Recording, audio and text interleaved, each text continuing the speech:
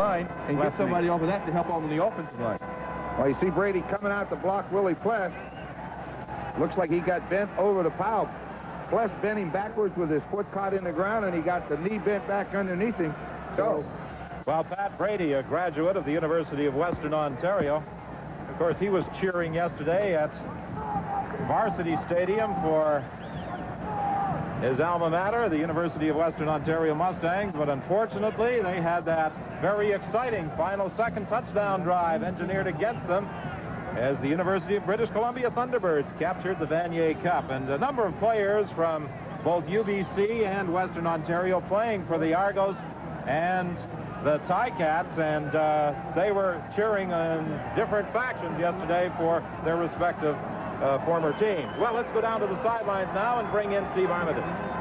Don, they're putting some ice on the left knee of Les Brown. It is not the hamstring. It is a knee injury. It appears to be on the left side of the left knee. Brown is in a lot of pain. I don't think he'll be back in this ball game. Well, Les Brown replaced Jim Rockford, who was inserted into the lineup last week for that first of the total point affair at Ivor Wynne Stadium in Hamilton. Chris Woods is back for this third down punt by Paul Osbaldiston. Just one man back, so they will send an 11-man rush after the young punter. He got the kick away. Taken on the run by Chris Woods. He found an opening with that speed. A penalty flag is down. Chris Woods forced out of bounds by Paul Osbaldiston. Penalty flag way downfield. I think it will be a no yards call against Hamilton, so that 49-yard romp by Chris Woods will most likely stand. Well, one of the big keys that Al Bruno was concerned about was in the kicking game. Last week they got beaten in that kicking game, and the specialty teams could play a big factor in this afternoon's game. No yards, Hamilton 72. Well, that's what Chris Woods does for you. He is so dangerous when he gets his hands on the football that when he got it on the dead run, those guys that were caught in the no-yard zone are going to make an attempt to get out of there. So when they stop, he's going to go right between them. There'll be no factor. And once he gets into the open field, Osbaldiston was lucky to get to him. Ken Hobart was the last guy. But that is a great way to start a football game if you're an Argonaut fan. That 49-yard return by Christopher Woods places an imposition on that Hamilton Tiger Cat defense early in the ball game. 1st and 10 from the 45. The handoff to William Miller. Miller to the outside. He has a first down. Out of bounds at the 34-yard line, forced out by Terry Lenny. It's a good way to start for the Toronto Argonauts. They want to establish some of that running game. That's another way that J.C. Watts can get some of the heat off his back and get some of the pressure, get that running game going earlier in the game. William Miller, a former Rookie of the Year in the Canadian Football League and Shenley Award winner with the Winnipeg Blue Bombers. He's replacing Cedric Minter. Bob Ovilovich made that decision following game 1 last Sunday afternoon. And Miller responds with a run of 11 yards. That hit screen, they tried to go to Keith Baker, and Grover Covington, playing that defensive end position, came over to cover. Well, that's a favorite play of the Argonauts. It's a safe place to throw. It's a good, ideal first down play. They threw 10 of them last week in that game against the Ticats over in Ivor Wynne. 10 times they went to that outside screen, so they like it. They're going to see some more of it. Well, the Argos attempt to take advantage of the fact that Howard Fields has been forced to the corner. Terry Lenny goes inside. Yeah, they're going to force them to play a lot of zone. I don't think they'll be. And Hamilton likes to play man, but you can't do it when you don't have your best in there. J.C. Watts on second down. The screen to William Miller. He got a block from Kersinger. He'll get the first down. Well, Chuck talks about getting the pressure off of you. You can throw those screens and get the running game going. You won't get much pressure all day. If we take a look here, coming from the wide, the other side of the field, coming across will be number 74, Darrell Smith. Now, Watts gets the screen back to Miller. If Kersinger and Darrell Smith would have made these two blocks, he would have been off to the races again. They didn't get the block on him, and it allowed him to come up and make the hit. But that's a good way to start. A good run, good screen. And first down, much to the delight of the crowd at C&E Stadium. So William Miller, very early in this ball game, has made his presence felt, and there was some concern on the part of the Argos after they had activated him for this game. Yesterday's practice session, he left feeling ill. Been a lot of that flu going around on both sides. Both teams got a lot of guys hurting from it, but on a game like today, you expect them all to be there. From the 24, 1st and 10, Toronto. William Miller inside to the 20-yard line. Well, the big key to the game was going to be who was going to score first. And I was in the Toronto Argonauts dressing room before the game, and those guys thought that they would try to come down and establish something and get into the end zone first and put a lot more pressure on that Hamilton Tiger Cat team. Conrad Holloway signaling plays to J.C. Watts, the starting quarterback. Conrad, of course, was expected to be the key performer at that signal calling position in the playoffs, but J.C. came on very strong late in the season, and Coach Bob Ovilovich decided to go with him in the playoffs. Touchdown! Keith Baker!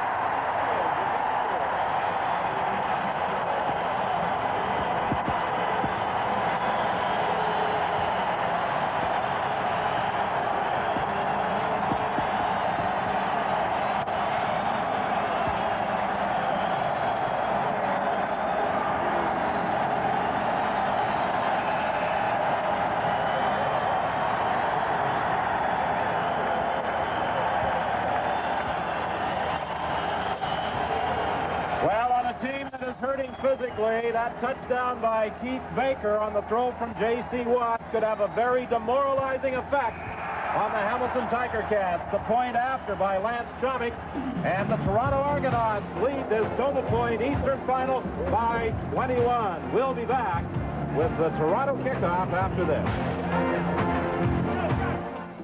Joe here has a simple job to do. So why is he hauling out his drill? And of course the drill bits, and the screwdrivers, and the extension cords. If only he... J.C. Watts is dropped back into the pocket, makes his read. You know that Hamilton's in his own defense, and Baker just runs the post pattern, and J.C. hits you right on the numbers for the touchdown. Well, you talk about football being a game of inches. If you saw on the rush, Grover Covington was about a half a step away from J.C. Watts when he got rid of the football, but he got rid of it, and he found the guy who wanted. So that's a great start for the Argonauts. Walter Bender and Howard Fields are back on the kickoff return. Fields takes it, and Fields doesn't get any further than the 25-yard line. Gerald Bayless was downfield to make the tackle. Well, I'll take one more look at it. There's Keith Baker accepting congratulations from his teammates, and well, he should. A well-run pattern. If you look coming from the left side, number 77 just gets there a little bit too late. Ball's thrown out in front. Shields made a great attempt to get there, but he got the step on him, and that's all you want. You want 6 points, nothing to it. Keith Baker signing as a free agent with the Argos on September 27th has them in a 21-point lead. The pass is complete to Rocky DiPietro. He'll be close to a first down, forced out by Cliff Hewitt. The one thing about the Toronto Argonauts, what they did when they moved that drive, that not only did they score, but they were able to keep the drive going and use some time off the clock. What they do is they got number 90, Marlon Jones, lines up here, and then he'll come to the outside on any sprint out. Reason, he is the contain man. That's what he does. He starts out at linebacker position. He's got to contain Kerrigan. Get wide. He wants outside, force Kerrigan to pull up. A first down on the pass completion to Rocky DiPietro. This is Walter Bender trying to get outside, and he'll have 7 more. So the Ticats are looking at 2nd and 3, and again, let's bring in Steve Armitage on the sideline. Don, it never rains when it pours for the Hamilton Ticats. Another injury report. Number 61, Mike Walker, has taken a knock on the front of his knee. It does not appear as serious as Les Brown, but he's got some ice on it now. He'll be out for a couple of plays. Well, that would definitely be a major blow to the Ticats because they rely on that front 4 to exert pressure on the opposition quarterback. That's the strength of that defense. That's why they can play a lot of combination defenses, because they get great pressure from that front 4. And Mike Walker got that injury on that play where William Miller cut back inside on him. You saw him go down. Bayless is out, Rashovich in for the Toronto Argonauts defensively. The handoff to Walter Bender. He'll get the first down. Don Moan, the linebacker, came up to make the tackle. In the words of Bob Ovilovich, Don Moan, he feels is the most underrated linebacker in the entire league. Well, he was second on their team in tackles, and that's good. He was their leader last week with 9 tackles. Talking with him in the locker room before, he was awful happy about that UBC win yesterday. What a great football game that was. You think there's a little needling going on between those ex-Western Ontario and UBC players in the locker rooms of the two teams? I think there was. I think it's great. It was an excellent ball game. Pass intended for Rocky DiPietro. He was forced out of bounds by Cliff Hewitt. He couldn't hang on to the throw. What a year DiPietro has had. But he'll go up against Joe Poplawski of Winnipeg for the Shenley Award as the outstanding Canadian. Well, Rocky's caught 86 passes during the regular season, and he's been a big part of that Hamilton Tiger Cat offense, and he plays well from the inside. Cliff Hewitt came up to make the tackle, jarring the ball away from DiPietro, and Hewitt was hurt on the play. If you can arrive as a defensive back, just at the time that receiver gets those hands on the ball and hit him from the back, you'll knock it out of there about 9 times out of 10. That's why receivers are taught, get the hands on the ball and get it into the body in a hurry. But the defensive back did what he has to do. Hit him as hard as you can, make him cough it up. And the problem with some of those receivers is they allow the ball to hit into their body at the same time as the hit, rather than extending their arms away from their body to catch the ball. Grant Donahue comes into the ball game, replacing Cliff Hewitt. Donahue Grant, let me correct that. It should be the other way, shouldn't it? Seems like it. Fella has 2 first names. You're going to confuse them once in a while. Gerald Bayless was hurt 2 plays back. He went to the bench, and the Argos made an adjustment. They are now in a 3-4 defense with Dan Rashovich in as that 4th linebacker.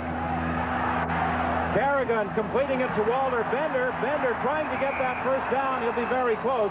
The ball popped away, but the whistle had gone. Bender really stretched out trying to get that first down. And, of course, he wants to play well this afternoon as he is an ex-Argo.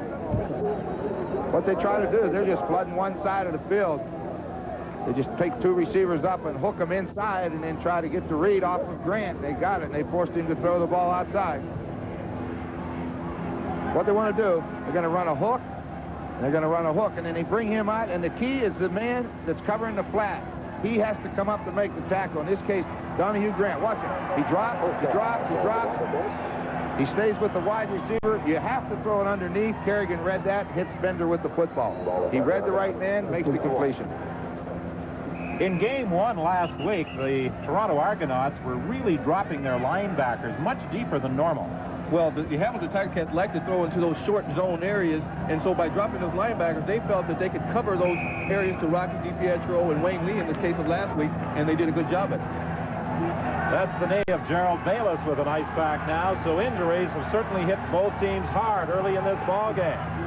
Walter Bender coming out of the backfield, and Walter Bender tried to get outside. He stopped after a gain of 9 by Cliff Hewitt. And I think we'll see the Ticats employ those back receivers a lot more today. Well, one, they got the speed now at those receivers to clear the areas out. You just mentioned, and Chuck mentioned about the linebackers dropping deep. If they're going to drop deep, you better throw it underneath or you're going to get in interception trouble. And as long as they take what they give them, they got a chance. This is a different Mike Kerrigan we're seeing this afternoon than the man who quarterbacked the Ticats last Sunday, by his own admission, his worst game of the season. Kerrigan, a quarterback sneak for a first down to the 40-yard line of the Toronto Argonauts. I said that we would probably see Hamilton try and use those backs underneath a lot more this afternoon as pass receivers. That will be the Hamilton tactic as long as they can stick with the game plan. But if they fall too far behind, they'll have to change. Well, we know that we saw a game last week in the West where they were 21-0, and they were able to get a couple of touchdowns in the last 2 minutes. So you still have a whole game here, basically, to get 3 touchdowns. They're not out of it yet. 21 points is the spread now, and the total point affair is Kerrigan on 1st and 10. Looks to the sidelines, and it's in and out of the arms of Steve Stapler. He was being covered by Cliff Hewitt. Well, Hewitt did exactly what he had to do. He had Stapler behind him and DiPietro in front of him. So he's just going to hang as deep as he can and say, I'm going to give you the man underneath, but I'm going to get back to take it away from Stapler. He didn't really get it. He got his hand up, which caused the drop it. But really, DiPietro and Stapler were only about 2 yards apart. Take a look at where the ball's knocked down. There you see DiPietro. He tried to go to the wrong. Take the guy that's open. In that case, it should have been DiPietro. 2nd and 10. The ball just nudging the 40 of the Toronto Argonauts. They lead this game 7-0, the series 38-17. In and out of the hands of Tony Champion. He went high, He may have jumped just a little prematurely in reaching for that Kerrigan throw, and it went off his fingertips. Well, those are the type of receptions you've got to come up with right now. They're driving and trying to get some points on the board, and anything to hit those receivers' hands in that situation, come up. Here's what they're talking about. DiPietro will come under to try to hold them, and then they want to bring Champion right in behind them. But you'll see what happens. The ball's a little bit thrown. There goes DiPietro underneath the linebackers. That'll hold him up. Now they try to come in behind it with Tony Champion. The ball's a little bit behind him. Probably was catchable, though. Well, Paul Osbaldiston will try and put the Ticats on the board. A field goal attempt. It's long enough. It's good. A 47-yard field goal by Paul Osbaldiston. And it's now a 38-17 differential. A great name in beer should be the start of a truly great tasting light beer. Now it's here. New OV Light.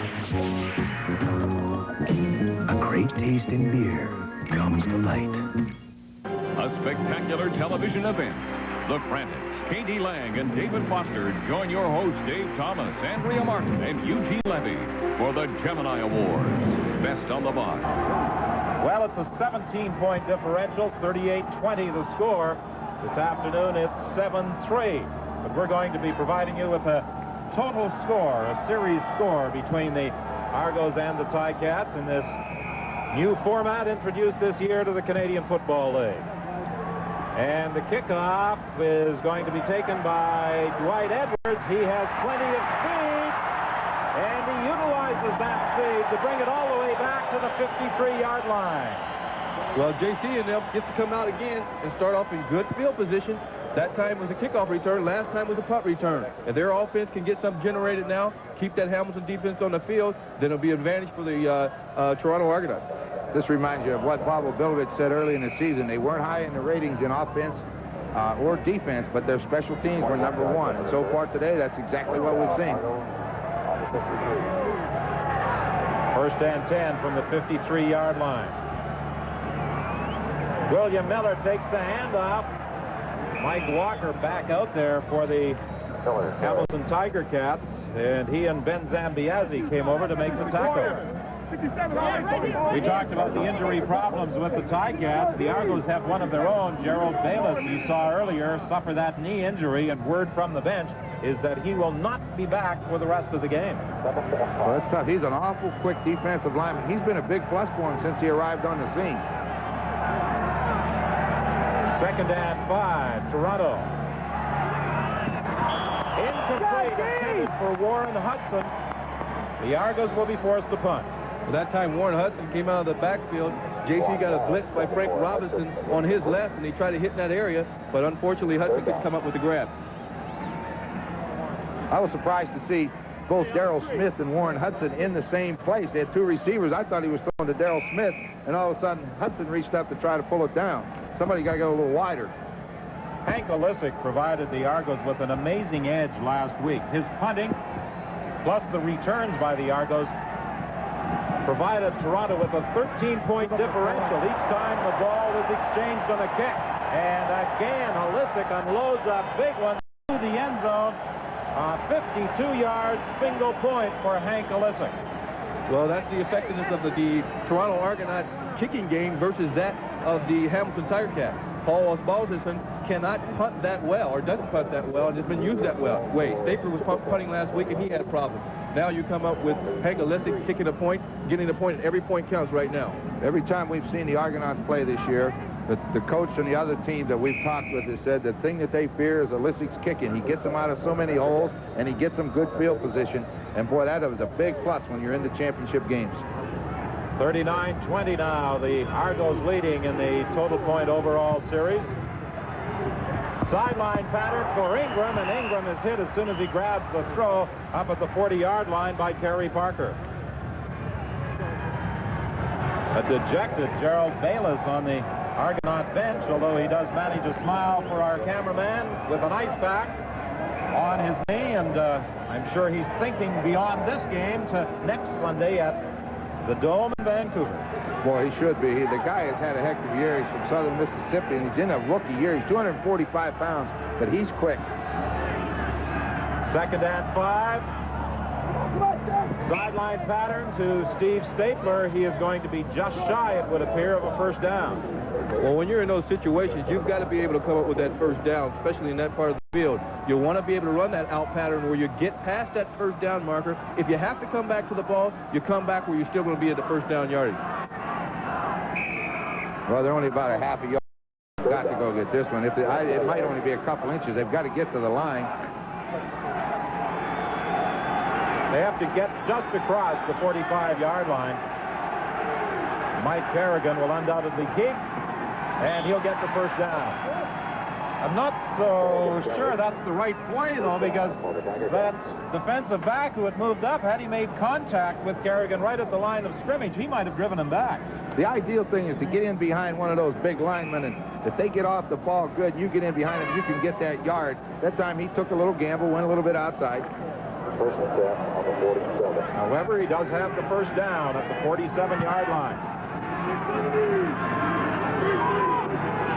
The pitch to Walter Bender. He cuts it back inside. Fires the ball. Toronto has got it.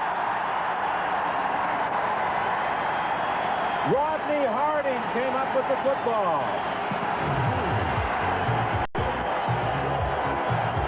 So a big break for the Argos. They take over again in Hamilton territory.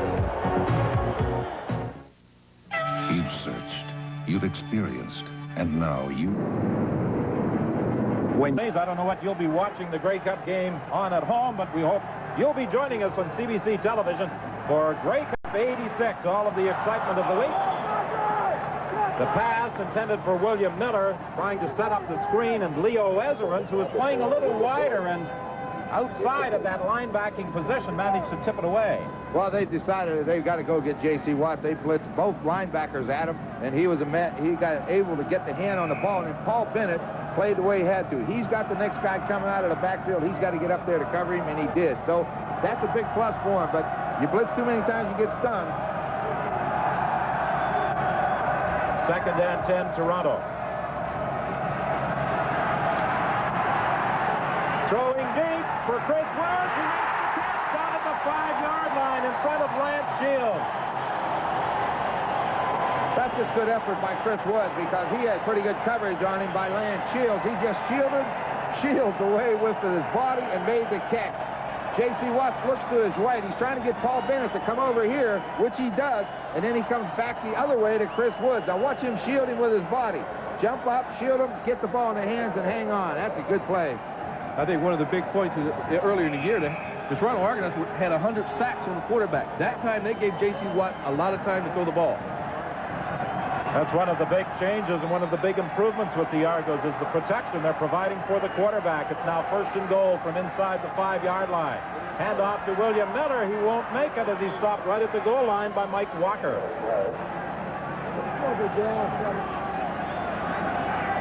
Well, when you're down on the 5-yard line, you're in 3-down territory if you want to get it into the end zone.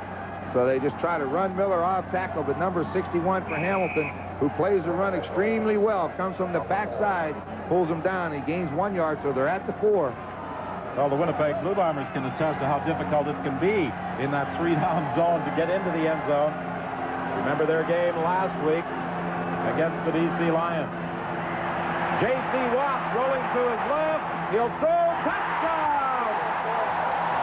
Darryl Smith was wide open. Just a beautiful play by J.C. Watt. He drops back and runs what we call a dash pattern, where you look like you're going to stay in the pocket and then roll to one side.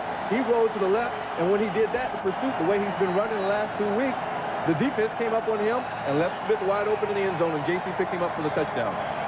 As you see, he's just dropping back in the pocket like it's going to be a drop-back pass. He rolls to his left looking for somebody. Now, the way J.C. runs, he's a threat to take it in the end zone, and when he stops and pulls up when the defense goes after him, he finds Smith for the touchdown. Well, you saw those 4 white jerseys coming up to make the hit on J.C. Watson. Boy, I'll tell you what, as long as the quarterback has the ball in his hands and hasn't crossed the line of scrimmage, you better play pass defense. The point after by Lance Tomic. And the Toronto Argonauts have totally taken control as they are now in front by 26 points. I'll tell you what was impressive on this particular play was the blocking. As you mentioned, the main thing that has strengthened this Toronto Argonaut football club was the blocking of their left tackle, Chris Schultz. It's a dash pattern, as Chuck called it, where the quarterback would drop back and roll. He turned Mike Walker to the inside, and that allowed him outside with no problem. Take a look at him right here. Now, the quarterback on a dash means this. You drop straight back, allow these guys to get their angle, and then you roll outside. Now, watch Chris Schultz. Watch how he turns Mike Walker to the inside.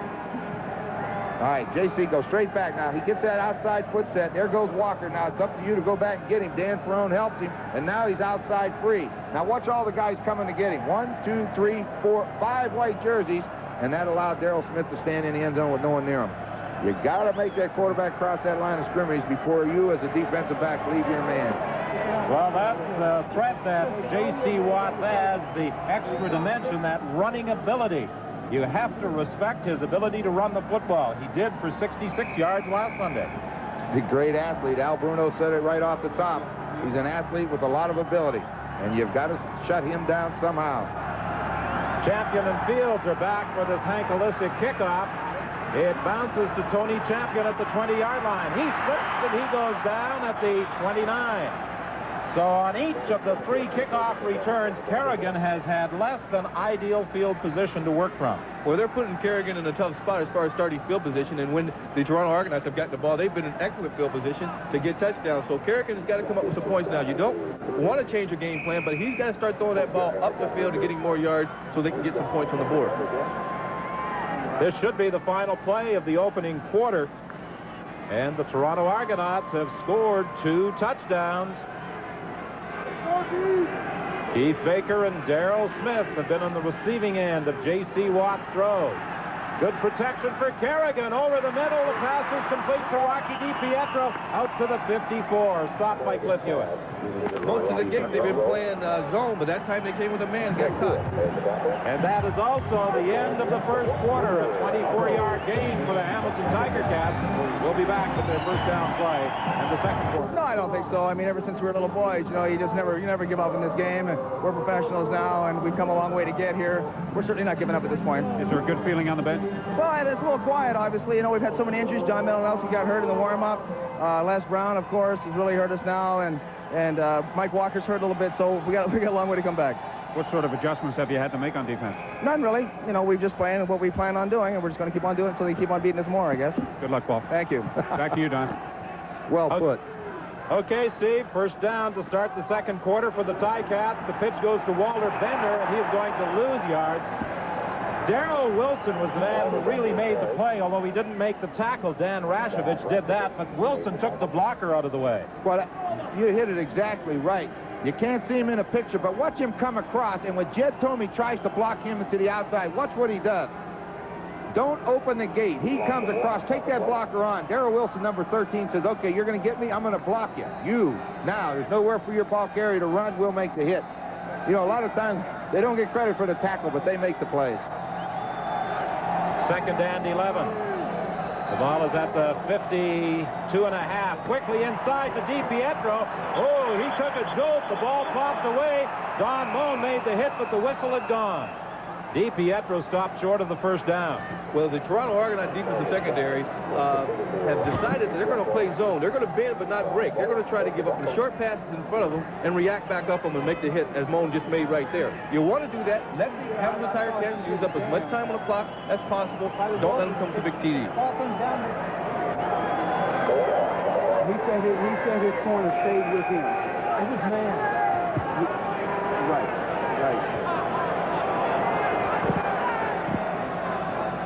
J.C. Watts getting some advice from upstairs as Paul Osbaldiston attempts to angle it out. He kicks it to Chris Woods. Woods, this time covered back at the 15-yard line by Frank Robinson. Only a 36-yard kick by Paul Osbaldiston, but there was no return. Well, how many times this year have coaches told us they want those punters to kick the ball between the numbers and the sideline. If they do that, they can pin that return man in, and that's exactly what happened to Woods. You think J.C. Watts is savoring this playoff round after being cut adrift by the Ottawa Roughriders and contemplating quitting football altogether and going back to Oklahoma, where he has some successful investment businesses going his way. Well, you know what? You got to have confidence in your ability, and, you know, it's nice to see a guy get another chance, and he's making the best of it. William Miller is certainly making the best of his opportunities this afternoon as he fights his way out to about the 23 or 24-yard line. Well, you know, the last 2 or 3 games that the Toronto Argonauts have played in, their offense has been coming on. Before, J.C. Watts had not had a lot of playing time, and he had not worked with the receivers that he's got working in there now consistently for the last 2 or 3 weeks. The big knock on J.C. was he was not consistent. Now he's showing that consistency right now, the way he's playing, the way he's calling, the way he's throwing the ball. Second and about 2.5 for the Argos. William Miller won't get it. David Sauvé is there to make the tackle. You talk about determination on the part of a player. David Sauvé exemplifies the word. Sauvé has been out of the lineup for almost a year and a half after suffering a very serious neck injury that threatened to end his career. He worked hard at rehabilitating himself. He kept asking for an opportunity to play, and he finally got it in this Eastern final. I'll tell you, that is it's a great story the way it's turned out, and there's a lot of people that feel he should have hung him up and said to heck with it, but I'll tell you, he has worked hard to get back on that football field. And Galisic's punt, the Ticats came close to blocking it. There's also a penalty flag. Contacting the kicker will be the call against Hamilton almost certainly, as Bennett is upset at the midfield stripe. Open 72. Well, you got to take some chances. You got to take some chances, Don, and they decide they're going to block it, and they just didn't make it. So the Toronto Argonauts will retain possession. Around here, they know my name. A neighbor's a friend, not just a person next door. Around here, we know our game. Leo Ezerins was guilty of contacting the kicker as he came in trying to block that third down punt by Hank Olisic. Well, the Tiger Cats have come up with some big plays and some big efforts to try to do that, but his angle was wrong. He has to add for the end of his foot, not right at the player who's kicking the ball. When you do that, your momentum carries into the kicker, and that's why he's got called. The ideal position to be in is about 3 feet in front of the kicker, isn't it? About 3 yards, because he's going to take a step or so to kick it. Maybe even 5 yards, but when you get right on top of him, you're going to get him. Pass complete to Darrell Smith, first down, out of bounds at the 47. You know, they talk about J.C. Watts. We've said many times he's a better runner than he is a passer, but when you watch him go back on this particular play, goes right back in the pocket, takes that step, and throws it on a line. Now, this is what is good about J.C. Watts. Watch him. Straight back. Now, get those feet set. Take your look, step, and throw it right on the money. See, he's gaining confidence every time he plays for this Argonaut team. He's going to be good. He's learning how to play. First and 10. The pitch to William Miller. Leo Ezerins got through the block that time to make the tackle, a loss of about 5. Leo said he owed him one, Chuck. Yeah, I think Leo was reading that, and as he saw the action come to his left, he reacted up to the ball and was in the backfield before William Miller had a chance to turn upfield.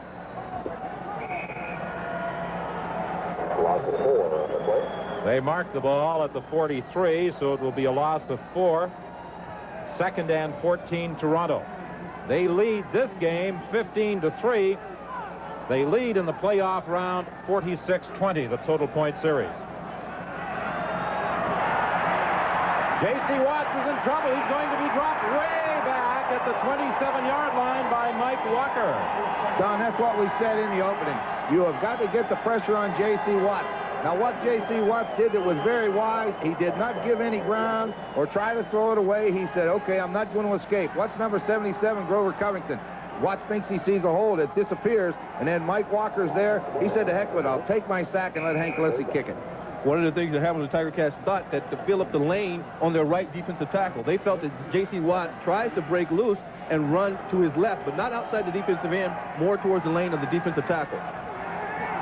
Well, that penalty and contacting the kicker doesn't prove all that damaging as the ball is kicked away by Hank Olisic. Paul Bennett fields it. Olisic went down again, but that time he was looking for a judge to make a ruling of an 8 or a 9-point play on that one, but it wasn't forthcoming.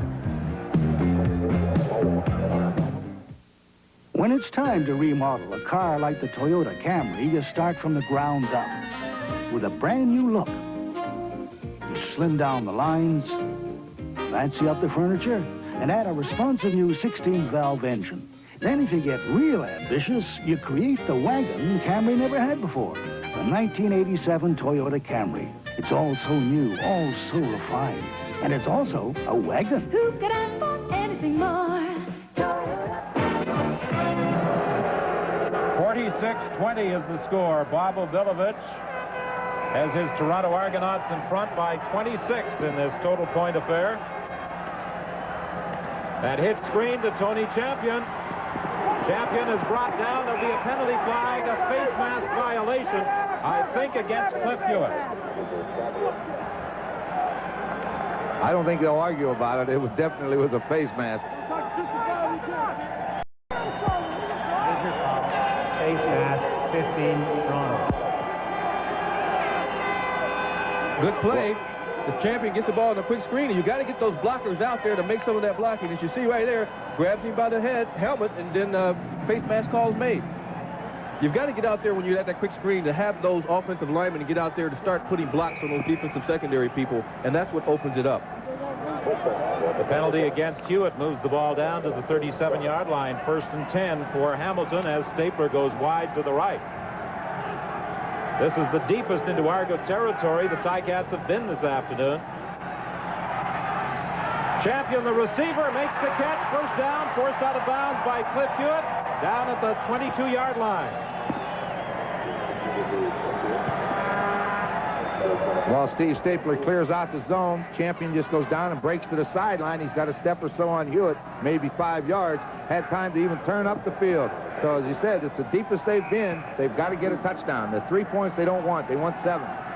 We've talked a number of times about the beautiful afternoon in Toronto, 8 degrees the temperature. It wasn't that good on Thursday. About 6 inches of snow fell in the Toronto area, and this field was covered with a blanket of white. The grounds crew did an excellent job of preparing the field for this game. Walter Bender picks up about 3 yards, and surrounding CNE Stadium, huge piles of snow as they shoveled it off, enabling the teams to practice Friday and yesterday, and the fine drying conditions today have made for excellent playing conditions. I think Kerrigan now is in what would you call 3-down territory. I don't know whether they'll go for any field goals anymore with the rest of the game being behind the way they are, so they've got to try to get up the touchdown to get back in this game. 2nd and 8. Complete to Ron Ingram for a first down at the 10-yard line. Stopped by Carl Braisley. Well, he learned his lesson well. When he looked over at that defense, he sees Carl Braisley one-on-one over there all by himself. He went to an audible. You could tell by the way the backs were blocking. He went right to the area you had to go through to beat the defense. And the thing you pointed about before, Ronnie, about Ingram this time, he puts himself in between that defensive back and the ball coming, which prevents the defensive back from knocking it down. 1st and goal for the Ticats from just inside the 10. Kerrigan lobbing it for Stapler. He's got it. What a perfect throw as Stapler took it right in the corner of the end zone behind Kerry Parker. And Ticat owner Harold Ballard is a little more pleased with the developments as he watches from the press box. He is now up on his feet, applauding the effort of Kerrigan and Steve Stapler. Well, it's a well-thrown football. Mike just comes out quick, let it go. Throw it high and far to the sidelines. You can't throw it any better. Look at that. Excellent concentration. Parker's right there. Excellent catch. 1 foot down, that's all he needs. And the point after by Paul Osbaldiston. And Al Bruno says, don't write us off yet. Well, that's right. I think the Hamilton Tiger-Cats are still at a point where they can score points and get back in this game. They've got to hold them with their defense and do the job and come up with drives like they did there with good field position and come up with a touchdown, as you see here, to Stapler. Now, Stapler's done an excellent job as far as running his pattern to the outside, right to the corner of the end zone where you want to be. I think Stapler is also quite relieved that the punting chores have been taken away from him in this ball game. And Paul Osbaldiston is looking after both the place kicking and the punting. Yeah, Steve never was a punter. I mean, he might have punted in high school, maybe a little bit in college, but if Steve Stapler is going to help your football club, it's making catches like he just made, not booming the ball 60 yards downfield. Al Bruno has missed his outstanding place kicker and punter Bernie Ruoff over the final half of the season, but Paul Osbaldiston has certainly done an excellent job in the placement department. He, of course, a product of the Richmond Raiders, first with the BC Lions, replacing the injured Lou Pasaglia, then taking over from Trevor Kennard in Winnipeg, and when Bernie Ruoff went down, he found employment with the Hamilton Tiger Cats. He's from Richmond. He'd love to go to the Grey Cup game. He'd have large contingent of family and friends there to cheer him on. Penalty flag. That will be a face mask call against the Hamilton Tiger Cats on the kickoff return. Dwight Edwards had his helmet almost yanked off his head.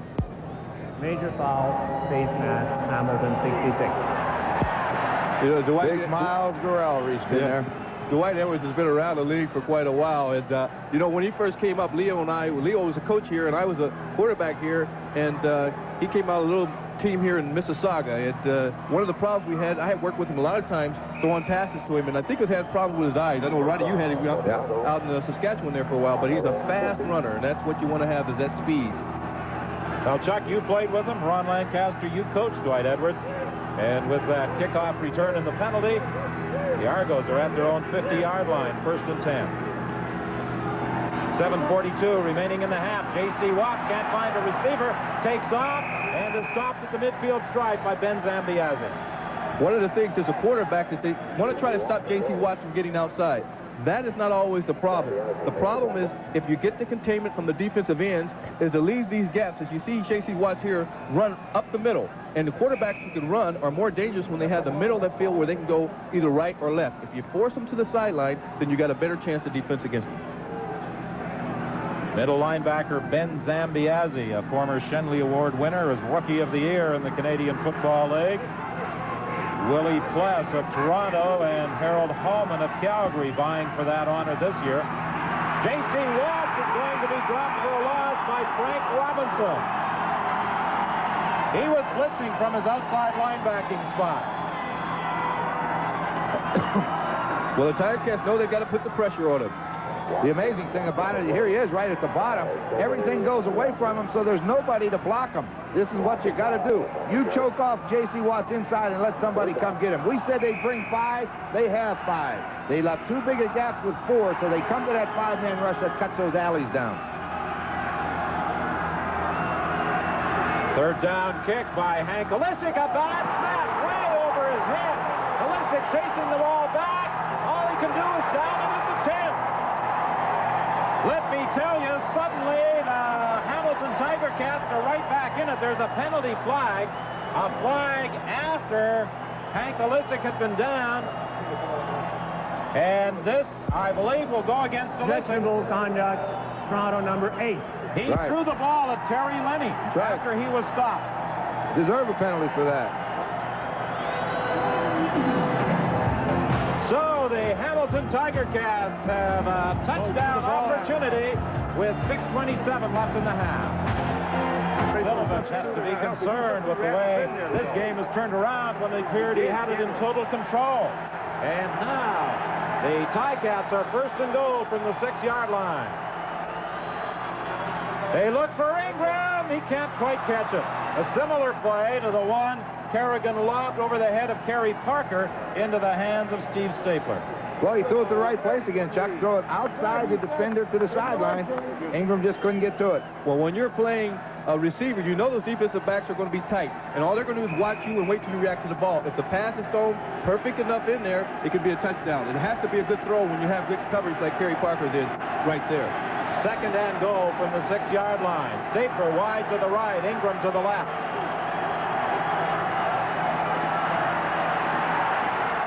Pass into the end zone. Walter Denver, touchdown.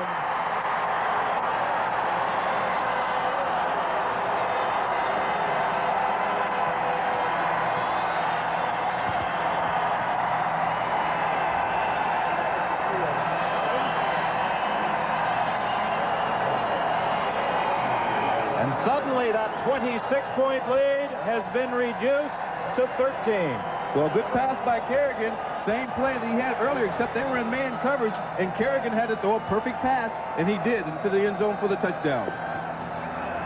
What you have now is you say man coverage. Number 73, the middle linebacker, has to run with him. He turns him to Willie Pless. Willie Pless can't run with him. He just goes up and makes the catch. That's an excellent effort by Bender to get two hands up, hang on to it. And now, the momentum may be shifting a little bit. Paul Osbaldiston to attempt the point after.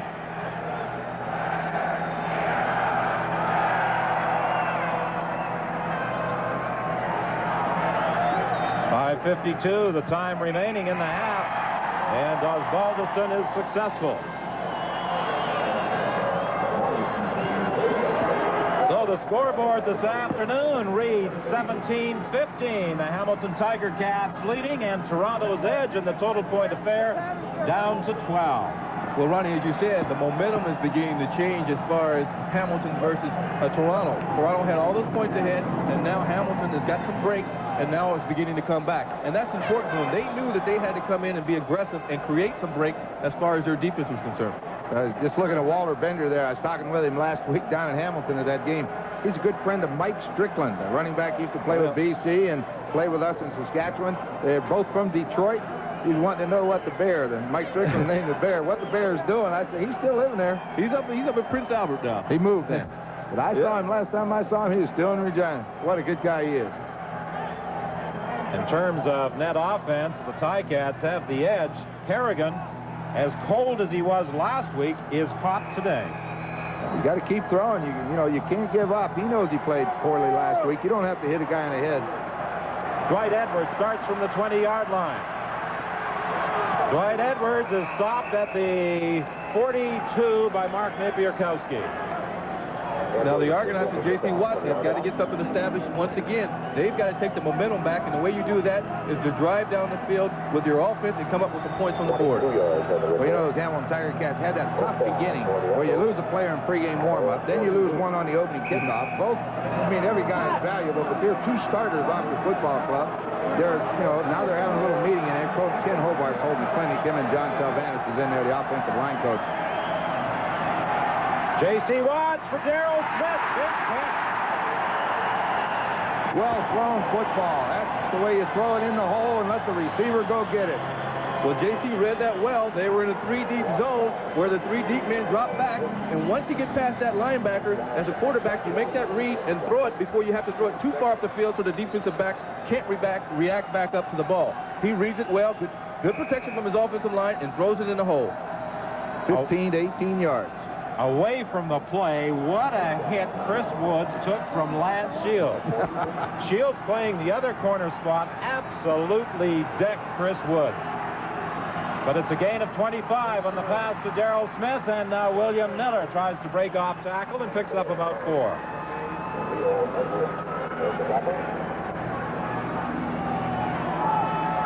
Conrad Holloway, today when we visited with him in the dressing room, said, "Stay away from me, fellas. I've been sick for the last 2 days." Yeah, I asked him today if he was in there early, because last time we were here, he was getting dressed, and that took forever. He was already dressed when we got. He said he was the first one in line today.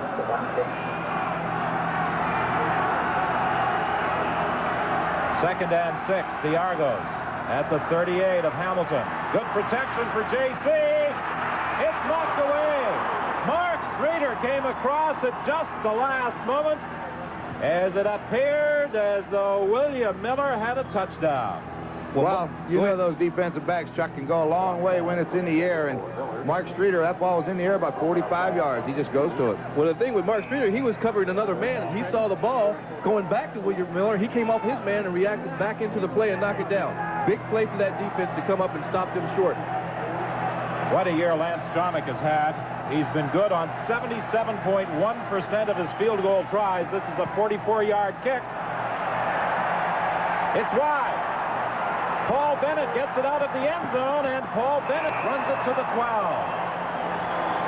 Now, in any other circumstances, Bennett might have conceded the single point, but remember, this is a total point affair. The differential right now standing at 12, and they can't take a chance on giving up points. No, and he's out past the 10-yard line, too. So, I mean, he got a good return out of that. He didn't give it up on the 1-yard line. That would have been a different story. But they have room to operate. As long as you can get your quarterback and offensive unit room to operate, go ahead and do it. And you have to give Dan Perrone credit for coming down and making an excellent play in tackling Paul Bennett at the 12.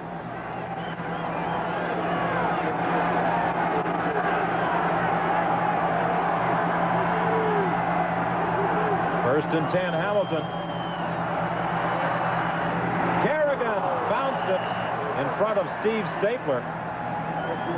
He had him open at about 15 yards deep. It's an awfully long pass, though. You throw from one hash and try to get 10-yard out. You're throwing the ball 40 yards across the field to try to get a 10-yard gain on it. It's a long pass. Defensive backs can react up on that. He threw it a little short. They weren't able to get the first down. That's the way you check the quarterback's arm strength. Have him throw from one hash to the wide side of the field to the sideline. If he can get it there on the fly, he's okay. Second and 10 from the 12-yard stripe.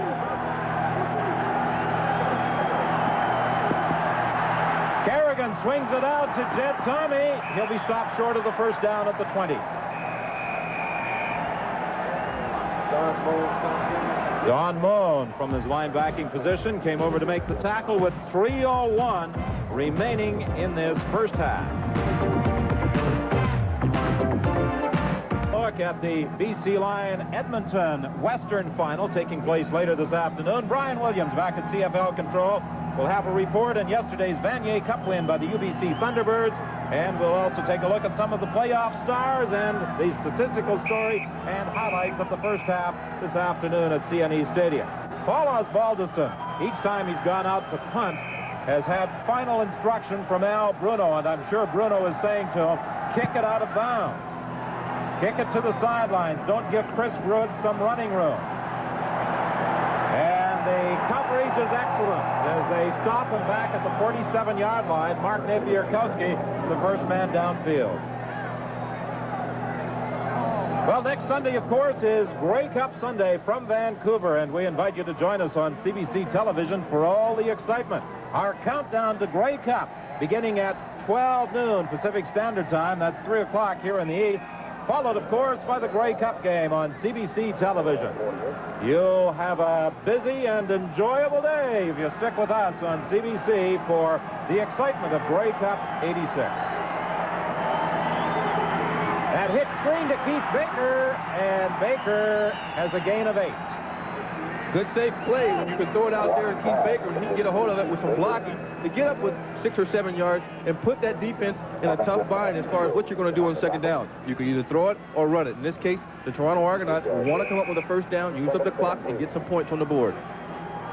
Well, Les Brown, of course, had been looking forward to this game as he and Baker were teammates, and they had some enjoyable battles during practice sessions, and Les Brown was looking forward to defending against Keith Baker in this ball game. The pitch to William Miller. He won't get the first down. Penalty flag on the play. A holding call, I think, against the Toronto Argonauts as well. Once again, Don. Holding 37 Toronto. Once again, the key is number 20, Mark Streeter, just as we saw Darrell Wilson do a while ago. Let's watch and see what Mark Streeter does. They want to run a toss. You get across that line of scrimmage.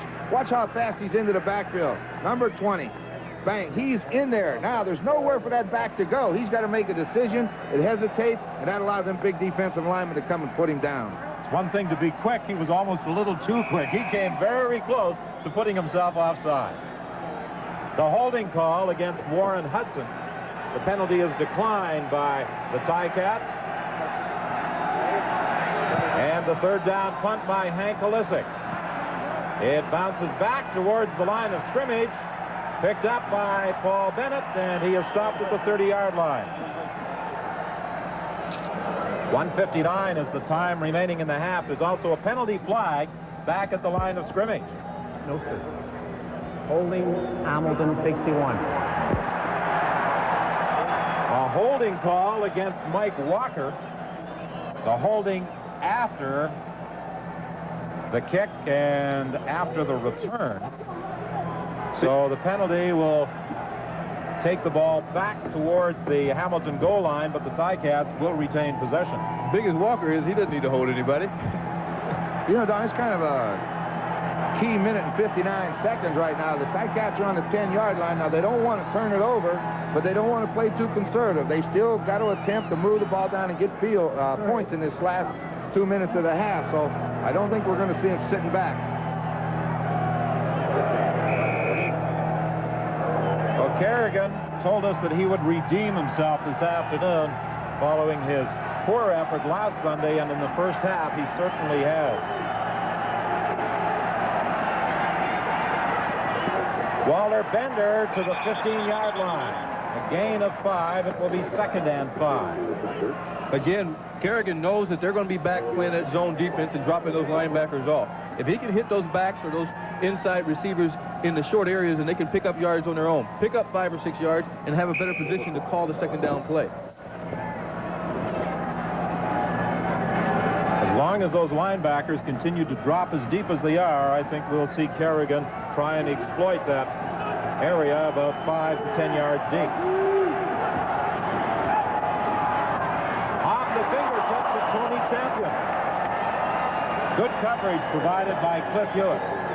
Yeah, we almost had the big thing you don't want there. That was almost tipped up in the air for Carl Brazeley. There's Les Brown, finished for the day. He's got to be disappointed as, you know, he looks forward to playing. He's a real good corner. You can't afford to have him out of the game. Well, you know, you had a situation with Les Brown. He had a knee injury. I can't understand why he would be on the specialty teams as far as return when you didn't know you had that knee problem and you want to keep him in the game. That's a big decision by the coaches, but that would be a tough call to make. And now a key minute and 35 seconds for the Toronto Argonauts, because they're going to get the ball in excellent field position. The kick bounces out of bounds at the 43-yard line. Yeah, it is a key situation, as you mentioned, a minute and 26 seconds, and the way Chomick kicks the ball, I think they're already in field goal range. So if J.C. Watts can now go to some sort of a ball control, hope to get a touchdown, but at least come out of here with a field goal, you know, that's all they want now, is just move it in. And the Tiger Cats defense, on the other hand, will have to come up with a big play to stop any type of points to be put on the board. As you said, Ron, Lance Chalmers in field goal position. Well, in the first quarter, it looked as though this ball game was all but over, and I'm sure Al Bruno had some similar thoughts as his club trailed by 26, but they fought back. The pass intended for William Miller, incomplete. Well, Mike Walker doing a little bit of talking. He's going to talk to William Miller. It looks kind of funny. William Miller's about 5'8". Walker's as big as a house. Mike Walker was playing a screen pass, is what J.C. Watts had called, and he just ran with him all the way. Sometimes they put a scout in that defensive line. In this case, Mike Walker was the scout. When they read that screen, they just follow that running back out to the flat and stay with him in case he throw him the ball. And that time he did a good job in staying with William Miller. 2nd and 10 from the 43-yard line. Baker goes wide left. Chris Woods comes out to the right. 1:20 the time left in this first half. Deep throw for Chris Woods. Incomplete. Double coverage provided by Lance Shields and Paul Bennett. Woods protesting that he was interfered with, but his pleas will fall on deaf ears. I don't know what he's hollering about. You got double coverage. You got Lance Shields on one side, or Paul Bennett coming from the other. That's good defense. That ball's in the air. It belongs to anybody that can get it. Well, Bob Obilovich does not send out the field goal unit. He sends the punting squad, and Hank Olisic could easily reach the end zone. Well, both guys are right there. Everybody's going for the ball. Good coverage by Bennett coming back from his free safety spot.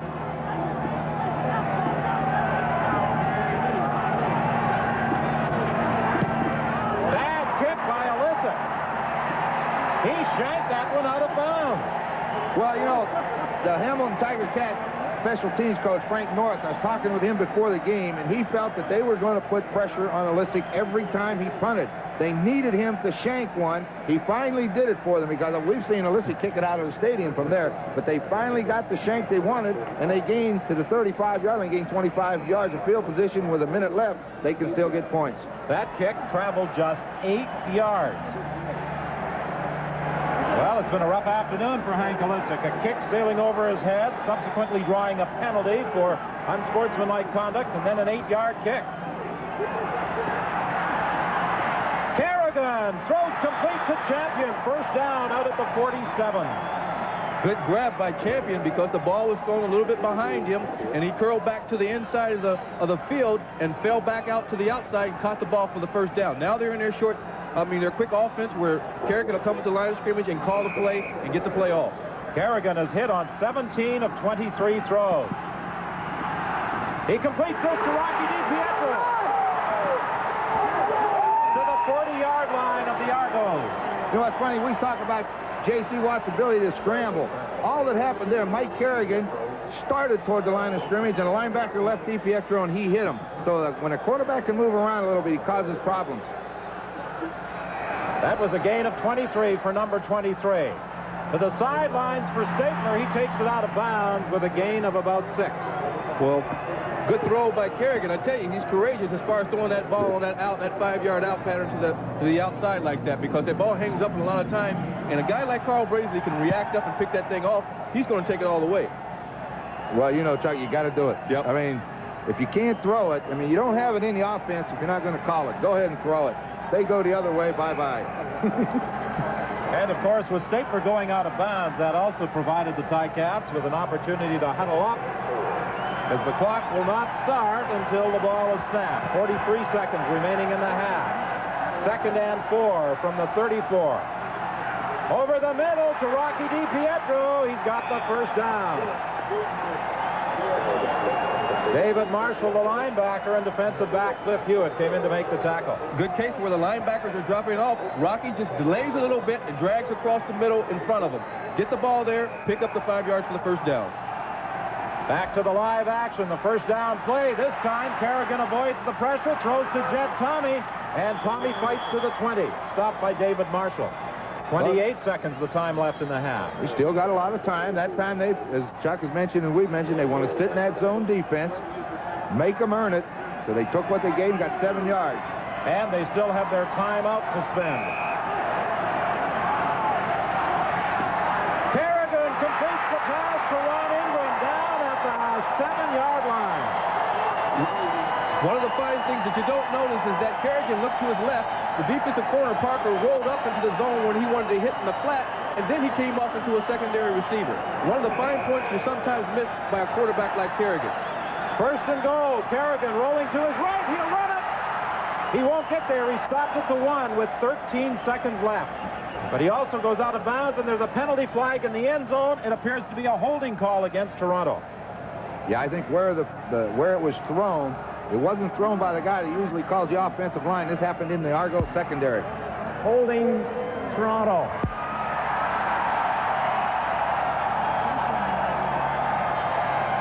Arda Selda, the assistant coach of the Argonauts, more than a little upset at that Toronto bench as he talks with the receiving crew and the quarterback. Well, the momentum has definitely left them in the 2nd quarter. Hamilton's got things going.